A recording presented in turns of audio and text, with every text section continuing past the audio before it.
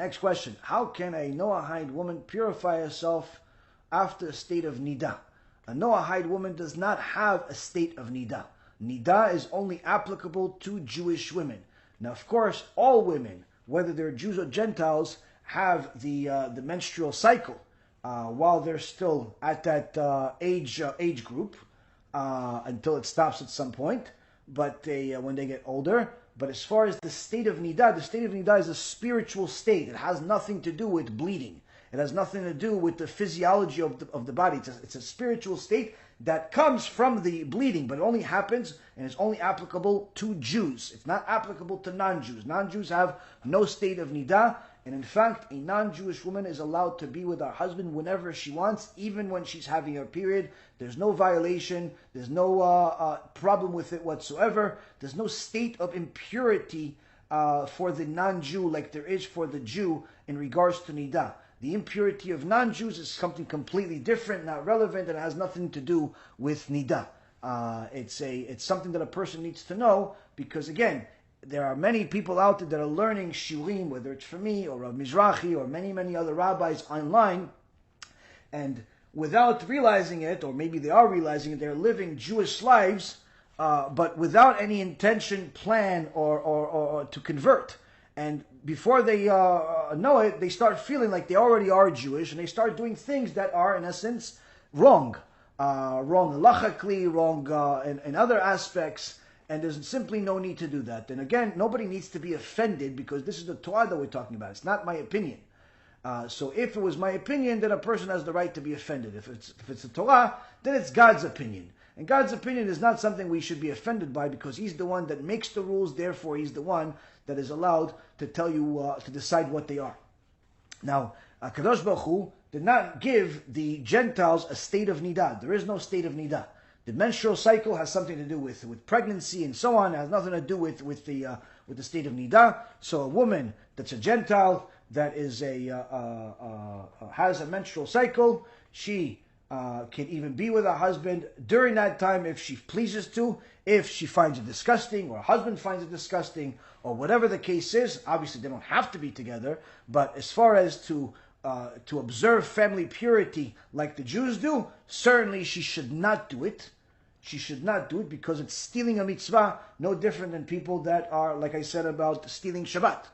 Now, if she chooses not to be with her husband during the time that she has her period, no problem. But if she decides that she wants to act like she's Jewish and start observing the family purity, waiting several days to stop bleeding, then waiting more days to have the clean days, and then go to some body of water, or chas v'shalom go to an actual mikveh and dip there, this is a very serious problem. So the point being is that a person needs to know where they stand, and they need to act accordingly. Why? Because when you do, that's you serving your purpose, that's you serving your Creator.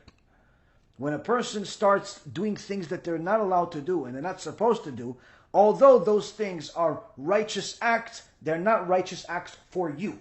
They're not righteous acts for you. So for example, if, let's say for example, I decided to take some money and give it to somebody. Okay, give it to some poor person. Okay, that would be a great thing. People would say, oh wow, look, he's giving tzedakah, that's so nice, that's so righteous, that's so generous, and all the wonderful compliments. But if they found out that when I was taking that money, I was taking it from somebody else's bank account, I was taking it from somebody else's safe and giving it to other people as tzedakah, then obviously that's not tzedakah, that's stealing. So that's in essence what a person needs to understand is that although the mitzvah of family purity is a mitzvah and a good deed for a Jew, it's not for a non-Jew. No one is telling you to be promiscuous, chas v'shalom, to be immodest, to do things that you shouldn't do, or do the things that you don't want to do. But again, a person needs to know where they stand and what they need to do in order to serve their Creator. If they're a Jew, they need to serve Hashem like a Jew. If they're not a Jew, they need to serve Hashem like a righteous non-Jew. And a righteous non-Jew has plenty of work to do already, that they don't have to add any more mitzvot to themselves. Because if a person knew that in order to be a righteous Jew, they have to perfect their character traits, they have to overcome their anger, they have to overcome their arrogance, they have to overcome their stinginess, they have to overcome their carelessness, they have to overcome all of the obnoxious things that are about them, they have to overcome them, they realize they already have a whole lot of work cut out for them. There's no need for them to add any more. They don't need to add any more. Now, if they want to do these mitzvot of family purity and Shabbat and kosher and everything else, then they simply need to convert. That's it. And don't live a double life. They need to convert. Now, of course, you can't just convert just because you want to. You have to go through a process. But nonetheless, if a person is through the process, then they'll have guidance from the rabbi of what to do, what not to do, when to do it, when not to do it. For example, when we guide different converts, many times the converts want to take all of the mitzvot that show exterior looks, meaning automatically they want to grow a beard, automatically they want to get a hat, automatically they want to get a big talit and a tzitzit and a big kippah and put on tefillin on day one. They don't even know what's in the box. They don't even know the halachot that have to do with tefillin. They don't even know there's multiple types of tefillin. They don't know that there is when to put on tefillin and how to put on tefillin, but they like the look. They like the look of the kippah. They like the look of everything, and they want to look Jewish. And it's a mistake. And many times I tell people that the tefillin is not something that you even begin doing. You don't even begin doing until you pretty much have a date of when you're converting. Meaning you've already gone through the process. It's already been confirmed that you know enough and have made enough changes in your life to be a Jew. We're just waiting for the Beit Din to meet with you in a month, in 2 months, whenever it is. That's when you get your tefillin, and that's when you start putting them on. You don't put them on a month after you started learning Torah and you started your conversion process. You put it on later on. Later on. And the same thing goes with a lot of other things. Many times people ask me, Rabbi, is it okay if I put on my tzitzit like you do and I wear it outside? And I always tell them, absolutely not. In fact, you shouldn't even wear a tzitzit.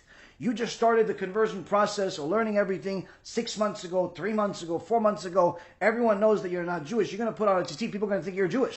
That's a problem. That's a very serious problem. You should not put on a tzitzit.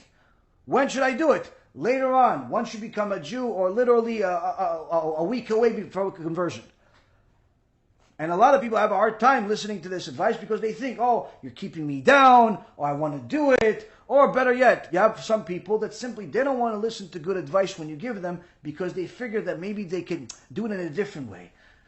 And unfortunately, there's no end to these stories that I can tell you of what I deal with, all types of headaches that people give me for no reason. I don't know what I did to them that they simply decide that they're going to return the help that I give them with headaches and the advice that I give them with more headaches.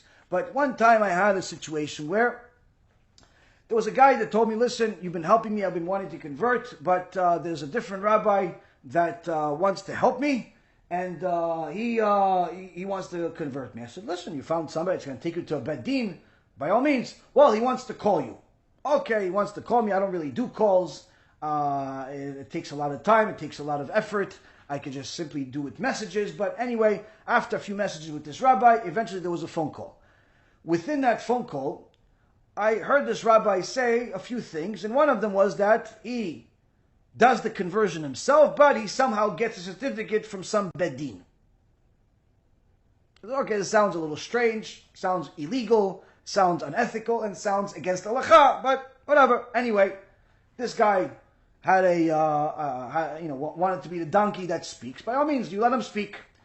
Anyway, after he told me what he told me, I told him that I disagree with his way. I disagree with what he's doing. I would not recommend that he does this with the people that I know, but there's nothing that I can do. If they want to listen to him, by all means. I can't stop anybody. He said, no, don't worry about the Beit Din knows me and it's okay and we've done it and we this and all the mumbo jumbo. Okay, fine. Anyway, B'siyata Dishmaya, as HaKadosh Baruch Hu always helps me left and right, even when I don't even realize that I need the help, he helps me. Literally, maybe 2-3 days later, the Beit Din that he was talking about happened to call me. They needed my help with something. Now, interestingly enough, I was able to help them with something that they needed. And I said, since I'm already on the phone with you, I wanted to ask you something. There's this rabbi that called me, and he says that he does this, and that, and you send them certificates, even though you're Dayanim. Don't go over there. The rabbi on the phone literally almost had a heart attack. What? Who? What is he talking about? never, give me his phone number. Right now we're going to call this guy. He's a Rasha, he's this. Don't trust anything that he says. We would never do such a thing. No one does such things. Why would we put everything on the line to do such a thing? I said, I don't know. It's what he said. I don't know. Check yourself. I'm just telling, I'm asking because it kind of sounded weird. That, a Bet Din that I'm familiar with, it's an honorable Bet Din, is doing things like this, but I don't know. I don't know anybody's business. So that's why I'm asking you. And this rabbi literally almost lost his mind. He couldn't believe somebody was doing this.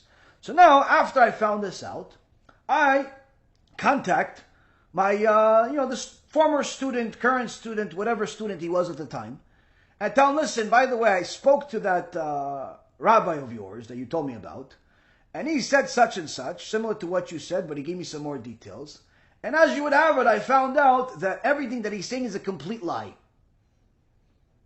His conversion will not count in the eyes of the Rabbanut, most likely will not count according to Halacha, and quite frankly, he is a thief and a liar. And we also found him lying in a few other things. So you would expect this student to do what? Thank you so much. I love you. You saved my life. You saved my eternity. That's what you would expect. What do I get? Oh, no, come on, listen, maybe we should talk about it. Maybe this, maybe that. He starts calling me. The other people call me. What do you want from my life? I'm trying to help you. Now it's my fault that you felt, I'm saving you from a criminal. What do you want from my life? I'm telling you, there's a way to do it. There's a way to do it. You want to do it the right way. You want to do it the wrong way. No. All of a sudden, why? Because people simply don't know how to do what they're supposed to do. They just simply decide that this is the right way, and if you don't agree with it, then there's something wrong with you. So, unfortunately, this is part of the world. This is part of the life. This is part of the test. But a person needs to know they need to play their role in life and not somebody else's role. It always seems to be difficult to be yourself and easy to be somebody else. But I can promise you that being somebody else ends up being very, very painful. And unfortunately, something that is going to destroy the real you. And you certainly don't want to do that. If a person wants to be a Jew, there's a way to become a Jew. A person that Hashem wants them to become a Jew, Hashem will open up the path at some point for them to become the Jew. That may be tomorrow, it may be in a year from now, 10 years from now, 20 years from now. But if a person really wants to go on the right path, time should not be of the essence. They should simply do everything they can and wait patiently until Hashem opens up the door. And I can tell you from personal experience that some of the most righteous people that I know and had the merit to be part of their life, to be part of their conversion, were people that went through the conversion process for 10, 15 years before they ever met me. Like they went and they got scammed by a bunch of people, and Hashem gave them a test and another test, another test, another test, and literally they got tortured by different criminals, one after another, for like 10, 15 years. And I know multiple stories like this. And eventually they met me, and Baruch Hashem, we helped them, and within a reasonable time frame, helped them convert too. But the point is that they would have never gotten to the destination of actual conversion, of where they wanted to get to, had they given Hashem a time slot of when He's supposed to give them what they want. They wouldn't have put a gun to Hashem's head, figuratively speaking. But unfortunately, many times people think that they can put a gun to Hashem's head and they can tell him, listen, I want to do it, I want to be this, now. And if you don't do it the way this way, then I'm going to do it in a different way. I'm going to beat the system. You're not beating anybody. You're not beating anybody. And when Hashem wants a person to be successful in something, whether that's through conversion or business or marriage or having children or whatever it is, Hashem will be the one that gives you the key to open the door. If He doesn't, no power in the world will make it so. And I have several stories that I literally got over the last month and a half, 2 months since I came from Israel. A couple of people that went a different path. They wanted to get conversion different way. Literally, 2 different families, unrelated completely, went to some conversion that was quicker and faster and this and that, and it looked great. And what ends up happening? Now they have major problems. One, nobody wants to marry them. The other one, nobody wants to accept them in the community. Why? Because their conversion paper is toilet paper, according to everybody else. So what ends up happening? They have to actually do a whole new conversion, even though they've already been living like Jews, Orthodox Jews, for a few years. But according to the Orthodox community, everyone's considering them goyim. Why? Because they didn't follow the path they were supposed to. Now, of course, this in itself is also a test. It's also a test. But if a person is there to serve Hashem, this shouldn't be a big deal. They should just simply say, okay, it didn't work this way. Okay, I'll do what I'm supposed to do. No problem. I won't try to beat the system ever again. I'll simply do what the rabbis say. But that's the problem. Many times people try to beat the system like they do, try to beat the government and beat taxes and beat everything.